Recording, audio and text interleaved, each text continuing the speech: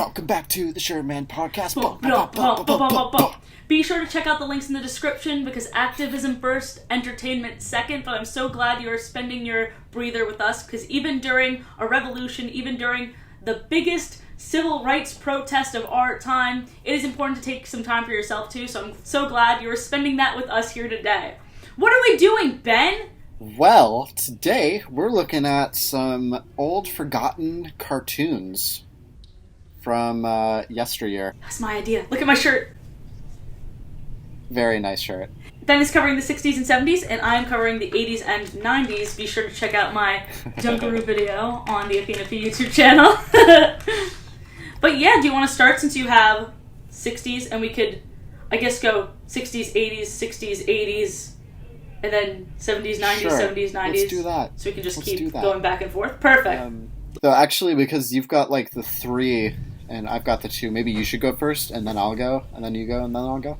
So that we're more staggered. Okay, perfect. This is the first question from the 80s. So which one of these is true? I'm going to be giving two fake 80s cartoons and one real forgotten one. Ben has to figure out which one is real, and each one is going to have a synopsis as well to make it a bit harder. So, which one is real? Is it A, Poodle Troop, a group of 4 poodles that solve crime? Soodle, Doodle, and Troodle. Is it B, Snorks, a small race of beings living in Snorkland with snorkels on their heads, which they use to travel? Or C, She Makes Me So, a show that parodied early sitcoms. The main character, Molly, would get up to goofy shenanigans every episode that would really irritate her parents. Ooh. I'm gonna go with Snorks, because I can really, envision the whole snorkel getup. It is Snorks! The reason why this is forgotten is because it was so popular, by the way. It was such a popular show. Oh, really? But it's so similar to Smurfs that it was just lost in time. If I send you a picture, it looks like a Smurfs parody. Here, let me send a picture to you. Oh, boy. I really want to see your reaction to Snorks. These are the Snorks. Ooh, thundering. It's thundering where I am. Do you hear that? No. It's terrifying. Well, I'm also not in New York right now, so that's probably why I don't hear it. I'm saying through the FaceTime, you butthole. Check it out. I really want you to see this. It looks. Let me. It looks like a Smurf parody. Yeah, I want to see just how close my imagined image of them was. Oh my gosh. Okay, no, that's not at all what I was envisioning. They look like the Smurfs. The most popular show on this list, based on the number of seasons, but still forgotten by most everyone, is Snorks. Lasting a total of 4 seasons, this show was just never able to reach the popularity of its sister show, The Smurfs. The similarities between these two shows are pretty obvious.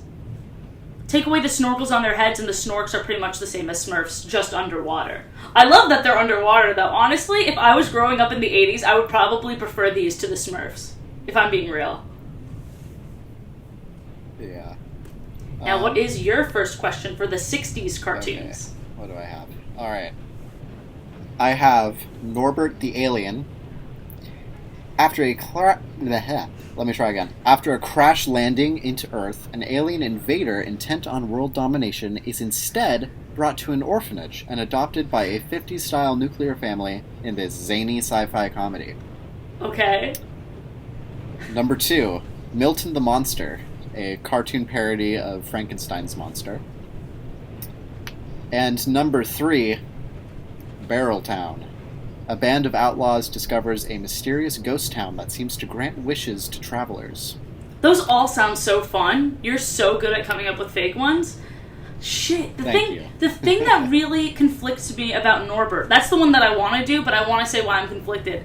It's very similar to other things, but as we know, that really doesn't stop anything. And this is the 60s, so who knows? I'm going to say, oh my god, if you came up with Norbert, I'm going to be really pissed off. I'm going to say Norbert is the real one. I came up with Norbert. Shit! Oh my god! Milton the Monster is the real one. That was, the second best one. Do you want me to read the full overview? The barrel one, I was like, this would not be in the 60s. It sounds fun, but it wouldn't be in the 60s. Yeah, read the full thing. I realized that.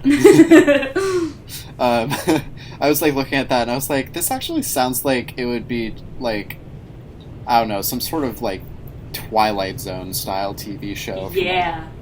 Later on. Tell me more about Milton, though.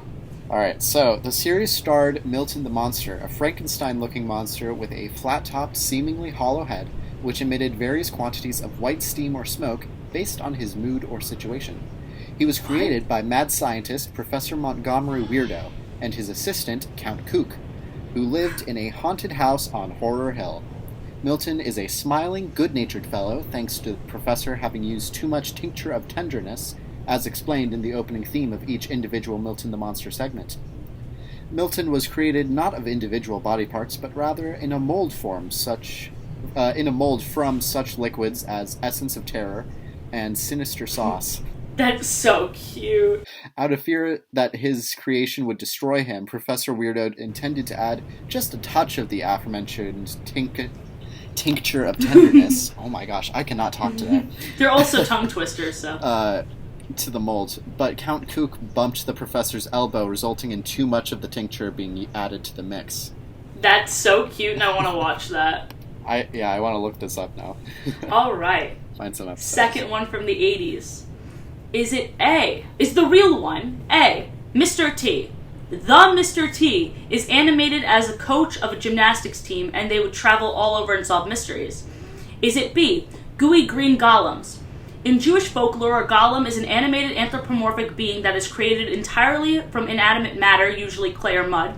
In this series, Gooey Greg is trying to fit into a normal high school, but this series received major backlash.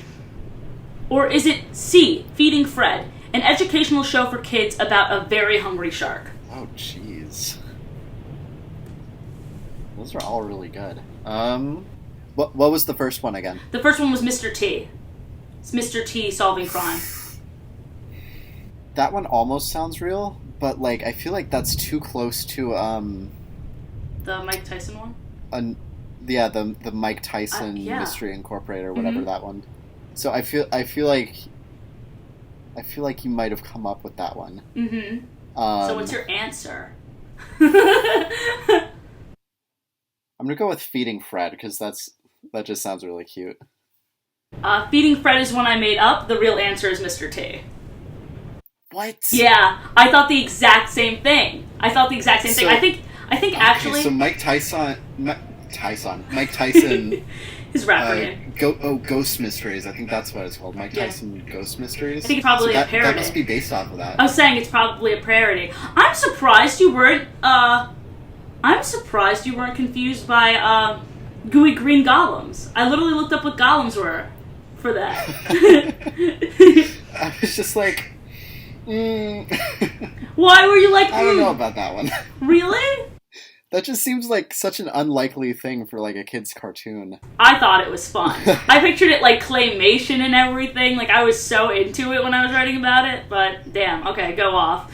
Let me read more about the Mr. T real cartoon. Here is a picture. Mr. T from 1983 to 1986. So it was actually on for 3 years. It is difficult to imagine now, but Mr. T used to be a huge star in the 80s. After his popularity skyrocketed because of the A-Team, Mr. T was all over the place. Perhaps none of his entertainment ventures is as strange as the 80s animated series called Mr. T. Bookended by live-action segments featuring the man himself. I didn't know that, actually. I was skimming. Mr. T was about Mr. T as the coach of a gymnastics team of young people. They would travel all over and solve mysteries. Think Scooby-Doo, but without any of the wit and charm that worked so well in the series. Damn, okay, shade. The multicultural gymnasts featured heavily in the series were all paint-by-numbers racial stereotypes. Ooh. So it's kind of good that this one was forgotten. Dang. Yeah. What's your next 60s one? All right. Oh, I was about to read the 70s. Nope, we're in the 60s. Okay, so is it A, Cool McCool? A spoof of classic spy stories follows the adventures of Cool McCool, clad in his iconic yellow trench coat. Is it B, The Last Spaceman? A young boy named Johnny builds a spaceship in his backyard and sets out to discover new worlds, and is soon joined on his adventures by a wacky cast of aliens he meets along the way. Or C, The Space Crew. A group of 5 kids solve intergalactic mysteries, possibly an inspiration for Scooby-Doo, Where Are You? Of the 70s. Well, can you repeat the second one again? And the first one? Okay, the first one was Cool McCool. A spoof of classic spy stories follows the adventures of Cool McCool clad in his iconic yellow trench coat. And the second one was The Last Spaceman. A young boy named Johnny builds a spaceship in his backyard and sets out to discover new worlds, and is soon joined on his adventures by a wacky cast of aliens he meets along the way. No way is it the second one. That's so... that's very Johnny Quasar, which is that was the first prototype of Jimmy Neutron. There's no way in hell. And this is during, what, the 60s? When the hell did Johnny Bravo come out? It's not that one. It's the first one. I'm gonna say it. You're right. Yes! I was gonna say, I'm like, there is no way in hell that Ben came up with his iconic yellow trench coat. I was like, that is way too specific.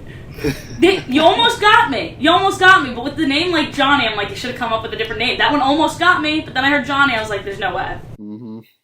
Should have come up with a more clever name. Should have come up with another name. Any other name. All right, what's your next 80s one? My next 80s one. Final 80s. Is it A, Dino Saucers? 4 teens meet a heroic group of anthropomorphic dinosaurs named Dino Saucers and join their age-old war against a group of evil anthropomorphic dinosaurs called Tyrannos. Is it B, Singing Snow? A one-time Christmas special that was so similar to Frosty the Snowman they got sued, so not much is known about the plot.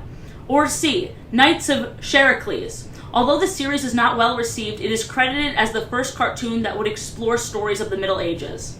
Jeez. Okay. I popped off with this one. I'm kind of drawn to that second one.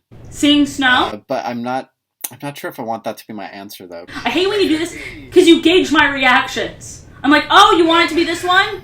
And then you're like, but maybe not, because you got excited when I said that. I'm gonna go with the first one, actually. I'm torn between the first two. It's like that second one, I feel like that you could have come up with that, because like that sounds so realistic. Mm-hmm. But you could have also said like not much is known as the plot, as like a way of just not coming up with a plot. So I'm gonna go with the first one. You suck. That is the right one. Really? Dino Saucers. Yeah, it actually looks really dope. That does sound really fun. It's corny, but it looks really fun. In a story as old as time, 4 teens meet a heroic intergalactic... It almost looks kind of anime-ish. Ooh. Like, the girls are very, like, stylish, and they're teens, and they're just hanging around all these dinosaurs. It's very interesting. The series shares a strong resemblance to Transformers with its warrior factions of aliens from a distant world. Instead of going full-on challenge of the GoBots, the series decided to give a technological advance to the dinosaurs, which, judging by this list, kids of the 80s were in love with. I should link where I found all of these forgotten TV shows so you can look at some more. Link in the description. All right. So what is your first 70s one? Oh boy. This is where it gets really fun. Okay, so is it A, The Funky Phantom? A clone of Scooby-Doo, Where Are You? But with the Scooby-Doo character taken up by a Revolutionary War-era ghost, who is the Funky Phantom from the title. Is it B, Dinosaurs in Denver, where a science geek accidentally transports several talking dinosaurs to his hometown with a time-traveling machine, and he has to hide them from his parents and his teacher as he tries to send them back to their own time period? Or is it C, Skate? A group of roller skaters lead dual lives, partying and going to school during the day, chasing down criminals at night on their roller skates. I love all of these so much. I'm not going to say Skate, because that one reminds me of that show from Nickelodeon. I forgot what it was called. But I know exactly what the... Rocket Power? Yeah, it reminds me of Rocket Power, even though obviously they don't fight crime. So it's not too similar, but just enough. But skating is also very... No, skating was not popularized until, like, mainstream culture until the 80s, I think. I like that one a lot, and I want it to be that one. So if it's that one and I'm wrong, I won't even be mad. Oh, crap. I've been focused on that one for so long. Please remind me of the other two again. Okay. The first one was The Funky Phantom, a clone of Scooby-Doo, Where Are You? With the Revolutionary War-era ghost.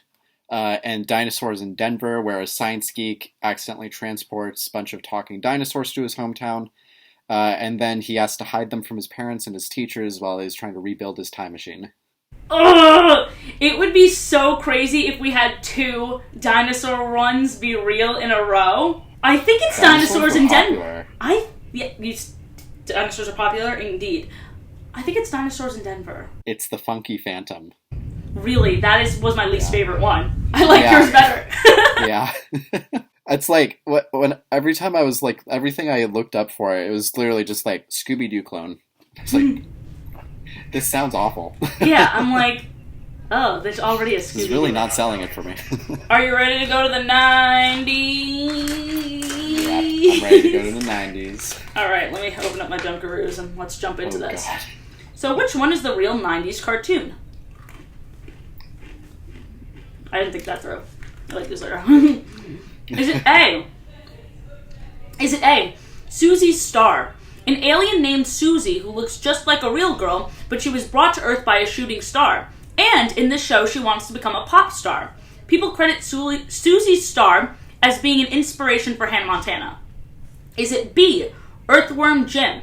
For those of you who didn't play the video game, Earthworm Jim is an earthworm that came across a powerful suit and became a hero who saved the universe from evil. In the show, the odd hero is accompanied by Peter Puppy, an anthropomorphic dog who turns into a monster when he is scared. Or is it Benny Blue? When Benny is sad or needs help, he has his blue harmonica used to summon different mythological beings that assist him in any adolescent adventure. Okay, so, I've actually heard of Earthworm Jim before. I'm so pissed off, because those other 2 options are amazing and you know it. They are amazing. I feel so bad. I knew it. I've never seen it, but I've heard the name before, so. But what if I told you that I knew about the video game and it's not a TV show? I'm kidding, no. No, it's a TV show. I thought you were gonna like. I thought you were about to like drop some knowledge on me. I knew. What's the real one? I knew if there was anyone you would know, it would be that one. Damn it. Dang it. Anyway, yeah, it's Earthworm Jim is the real one. Oh, I wish I just kept it going. I feel so bad. It's fine. You worked so hard. But I really like Benny Blue, to be honest. And Susie's Star. They sound so lovable. Thank you. I love alliteration. I want to see those shows so badly. Thank you. Alright, so we'll move on to my final question. Mm-hmm. We have A, Inch-High Private Eye. A detective has shrunk himself with a shrinking potion, and then solves crime in his unique car, the Hushmobile, which is named because it makes virtually no noise while driving, making it perfect for tracking down criminals. Is it B, The Adventures of Mobius and Brutus? A pair of miniature aliens who try to take over the world but are constantly thwarted by the fact that they're so small. Or is it C, The Funksters, which follows the adventures of a rock band called the Funksters, whose members are all anthropomorphic animals? 2 of them are about being small. Oh, shit! It was a thing. I get it. I understand. While I think that C is the most fun, actually I'm between B and C. Because you would not come up with those freaking names. I'm gonna go with B. It was A. Which one was that one again? Inch-High Private Eye. That one was the lamest one! The shit. I don't know. I thought it sounded kind of fun. Well, yours sounded better. Well, thank you. Alright. Second 90s. Which one is the real one? Is it, in case you forget what game we're playing, is it A, Zen Den? A female hippie named Lynn sings songs about loving yourself and everyone around you to different kids with different problems. Lynn is animated, but the kids are real. Is it B, Summer Bummer? Brother and sister Paul and Shanae find the craziest things to do so they don't get bored in the summer. It only lasted 7 episodes. Or is it C, Toxic Crusaders? Imagine TV producers seeing the Toxic Avenger and thinking it would make an amazing cartoon aimed at kids. The movie featured a geeky kid desperate to have sex who was mutated into a deformed superhero who viciously murdered his enemies. Somehow, this R-rated movie spawned into a short-lived kids show called Toxic Crusaders. Wow. Okay, that third one is wow. Um, oh God. I feel like I should go with the third one just because, like, that is just so unbelievable that I don't think that you would say that one. So you're going with I'm say? gonna, I'm gonna go with Toxic That Crusaders. is the real one. I'm Right? angry that that's the real one. Right? The other two, it's That like, sounds awful. I came up with such sweet answers, and then the last one is Those other like two, the real one, but it's the worst. God. I know. Ugh. I know. I've watched like little clips from the movie The Toxic Avenger on YouTube before, and it's that's a pretty intense horror I movie. don't doubt it. Wow. Jeez, that wow. What the hell were they thinking? Like You're like pissed off. what? You want to see the animated? I'm not even really pissed off. I'm just like, who thought of that? Let me show you the animated. Who watched The Toxic Avenger and was like, kids TV show? Oh my gosh. How do you Wow. feel about that?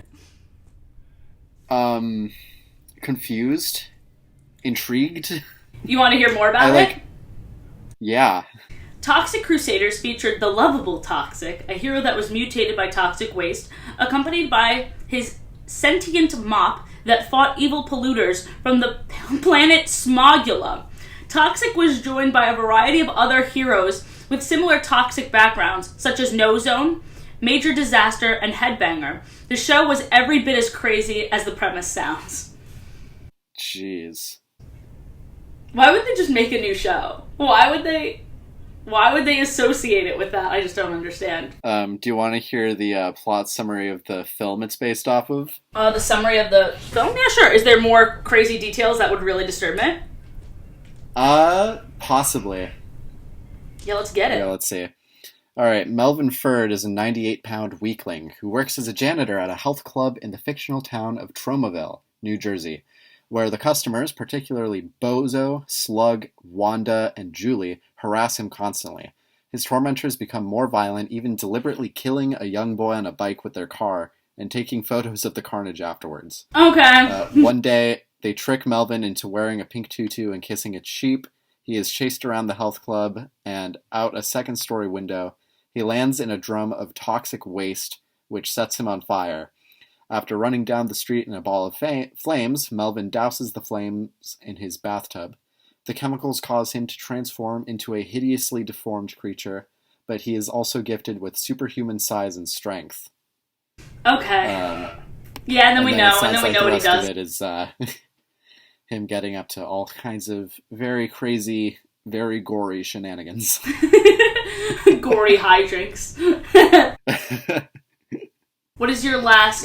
It's actually a black comedy film. What is your last 70s cartoon? Oh, I already said my last 70s. Oh, so here we go Yeah. with the last 90s. The last 90s. Which one is the real one? Is it A, James Bond Jr.? With a bit of a confusing family tree, James Bond Jr. tells the story of a famous spy's nephew as he uses gadgets and saves the world from villainous organization SCUM. The animated show was fully endorsed by the rights holders of the character, and the show went on to last 65 episodes. Oh, that sounds fun. I hope it's that one.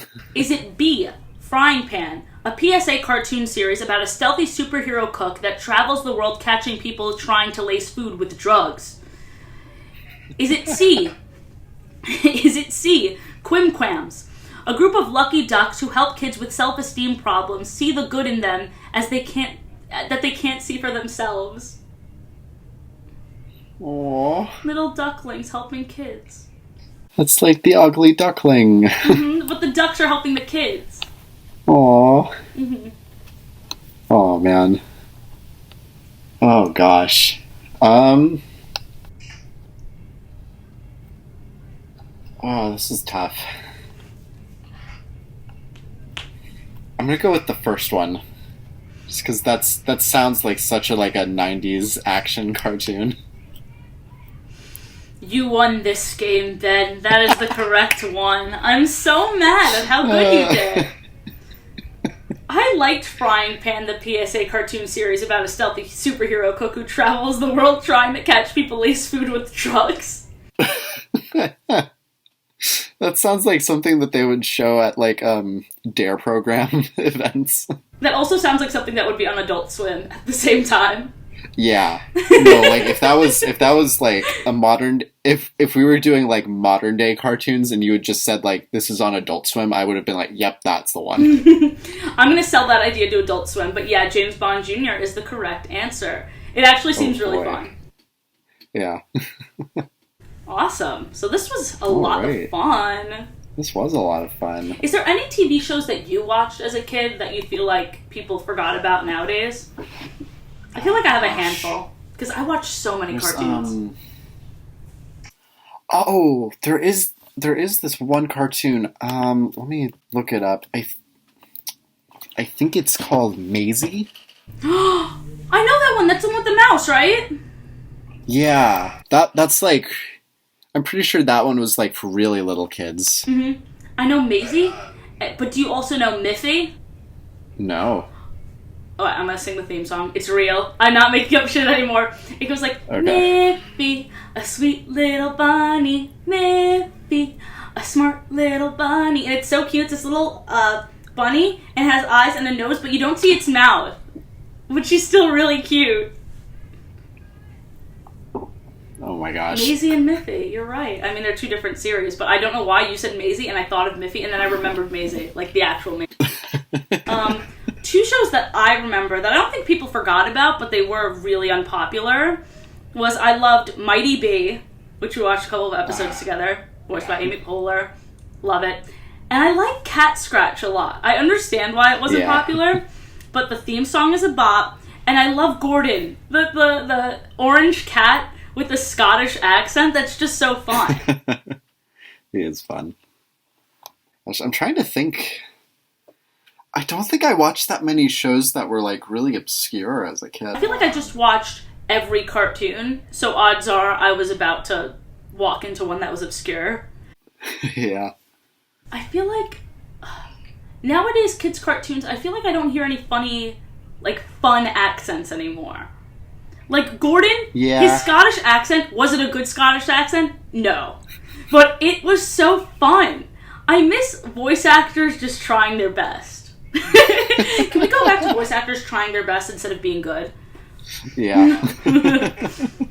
No, he was a good voice actor. It was just very silly. Yeah. So yeah, I think that wraps it up. Unless do you have any final remarks? Man, I just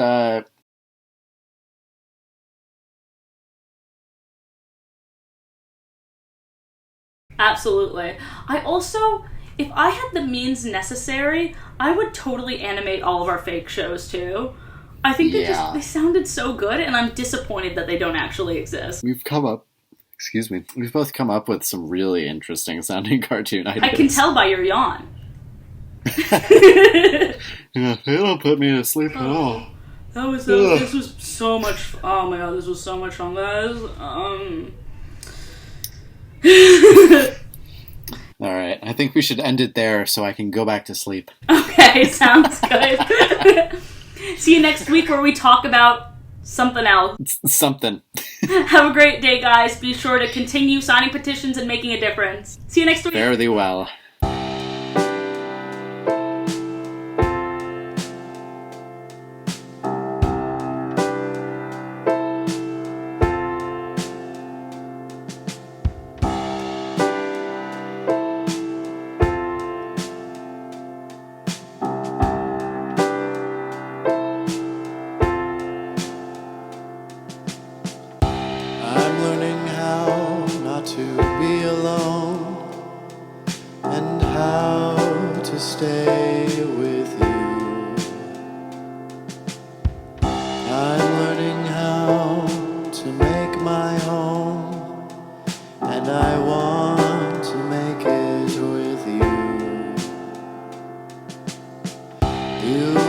Comfort I had been searching for, even if I didn't know then. Now quiet nights make me feel alone when I never thought